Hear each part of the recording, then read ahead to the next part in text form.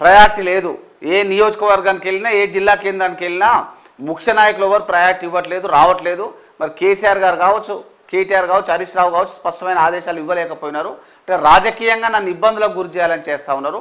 మరి నేను ఒక కేసీఆర్ కూతుర్ని, తెలంగాణ ఉద్యమంలో ఉన్న రాష్ట్ర వ్యాప్తంగా తెలంగాణ జాగృతి పేరుతో మరి సమాయత్తం చేసే ప్రయత్నం చేసిన ప్రజలను కావచ్చు, యువతను కావచ్చు, నన్నే పక్కన పెడతారా బిడ్డ అని ఆమె టైం గురించి వెయిట్ చూసింది. లేఖ రాసింది ఇటీవలే. ఆ లేఖ కూడా పెను సంచలనంగా మారింది. తాను కుండబద్దలు కొట్టినట్టుగా అడిగినందట మరి నిన్న రాయబారానికి వచ్చిన వాళ్ళకు. నా ప్రయారిటీ ఏంది, నా స్థానం ఏంది మరి పార్టీలో? అంటే కేవలం పార్టీకి ఊడిగం చేయాలన్నా మరి ఏం చేయాలి? నాకు తగిన ప్రాధాన్యతనిస్తే ఏమైనా ఆలోచన చేస్తా అని చెప్పినట్టుగా తెలిసింది. మరి కేసీఆర్ నుంచి కొంత స్పందన మిశ్రమంగా ఉండడంతో ఆమె కాంగ్రెస్లోకి వెళ్తుందా అంటే వెళ్తుంది అనే ఊహాగానాలు కూడా వచ్చినాయి. ఒక మంత్రి పదవి ఇస్తే ఖచ్చితంగా తనతో పాటు ఒక 5-6 కూడా ఎమ్మెల్యేలు కూడా తీసుకొస్తా అని చెప్పినట్టుగా కొన్ని వార్తా కథనాల్లో కూడా వచ్చినాయి. మరి కవిత మనసులో ఏముంది? మరి కాంగ్రెస్ పెద్దలతో టచ్లో ఉందా? ఎందుకంటే ఒక 5-6 కూడా ఎమ్మెల్యేని తీసుకొస్తా, మరి మంచి వాక్చాతుర్యం ఉంది, నేను పార్టీ కోసం పనిచేస్తా అంటే వాళ్ళు కూడా ఒప్పుకుంటే పరిస్థితి ఉంటుంది. ఇబ్బందులకు గురి కావాల్సి వస్తూ ఉంది. మరి ఏం చేయాలో పాలుపోక కొంత కేసీఆర్ కావచ్చు, కేటీఆర్ కావచ్చు, హరీష్ రావు కావచ్చు తలలు పట్టుకుంటారట. ముఖ్యంగా కవిత వ్యవహారం చిలికి గాలివానగా మారింది. రాయబారం పంపించినా ఫలితం లేకుండా పోయింది. మరి ఏం చేయాలని ఒక సమాలోచన చేసినట్టున్నాడు. మరి నా హరీష్ రావు కూడా ఉట్టిన ఫామ్ హౌస్కి వెళ్ళిండట, కేసీఆర్తో మంతనాలు జరిపారట.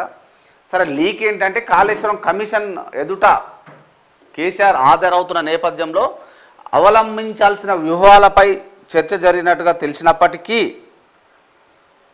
ప్రధానంగా కవిత విషయం కూడా డిస్కస్కి వచ్చినట్టుగా అత్యంత విశ్వసనీయ సమాచారం ప్రకారం మనకు మరి సమాచారం కూడా అందింది.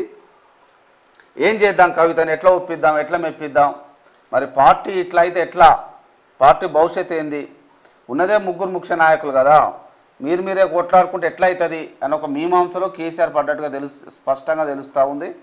వేచి చూడాలి మరి ఏం జరగబోతా ఉంది అనేది. కవిత కొత్త పార్టీ పెడుతుందా, మరి కాంగ్రెస్ తోటి పోతుందా, ఏం జరగబోతుందా అంటే మనం కూడా చెప్పే ప్రయత్నం చేసాం. ఖచ్చితంగా ఫస్ట్ ప్రయారిటీ కాంగ్రెస్కు వెళ్ళడానికి ఇవ్వచ్చు. అనేక రకాలుగా ఇబ్బంది పడ్డది. తనకు మంత్రి పదవి చేయాలని ఆశ కూడా ఉండే. ఒకసారి ఎంపీకి పంపించారు, ఒకసారి ఎమ్మెల్సీ చేసి కూడా మంత్రి పదవి ఇవ్వకపోవడంతో కొంత అసంతృప్తిగా ఉన్నట్టుగా తెలుస్తూ ఉంది. అటు మా బావకి ఇచ్చినారు, మరి అన్నకి ఇచ్చినారు, నేనేం పాపం చేసిన అంటూ చాలా మార్లు కేసీఆర్ దగ్గర వాపోయిన సందర్భం చూస్తాం. నెంబర్ 1. నెంబర్ 2 ఏంటి, మరి ఆమె లిక్కర్ స్కామ్లో ఇరికినప్పుడు అనుకున్నంతగా స్పందించలేదు బీఆర్ఎస్ అగ్రనేతలైన కేటీఆర్ కావచ్చు, హరీష్ రావు కావచ్చు. స్పందించకపోతే ఇంకా నన్ను రాజకీయంగా కూని చేయడానికి ప్రయత్నం చేశారని ఆమె మనసులో నాటుకుపోయినట్టుగా స్పష్టంగా తెలుస్తూ ఉంది.